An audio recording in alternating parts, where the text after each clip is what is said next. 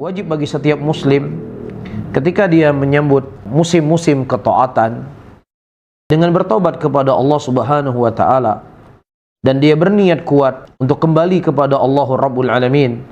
Karena pada taubat itu ada kesuksesan untuk seorang hamba, untuk dunianya dan untuk akhiratnya. Tubu ilallahi jami'a ayyuhal mu'minun. Bertobatlah kalian seluruhnya, hai orang-orang yang beriman. Ayat-ayat yang seperti ini, ya bukan hanya satu ayat yang Allah Subhanahu wa taala sebutkan dalam Al-Qur'an. Begitu juga hasungan Rasulullah sallallahu alaihi wasallam untuk bertaubat. Bukan satu hadis, datang sekian hadis dari Nabi sallallahu alaihi wasallam. Dan ini menunjukkan kepada kita, ini merupakan perkara yang agung, ini merupakan perkara yang besar. Ya, karena dengan taubatlah seseorang akan memahami sesuatu kemuliaan itu adalah mulia.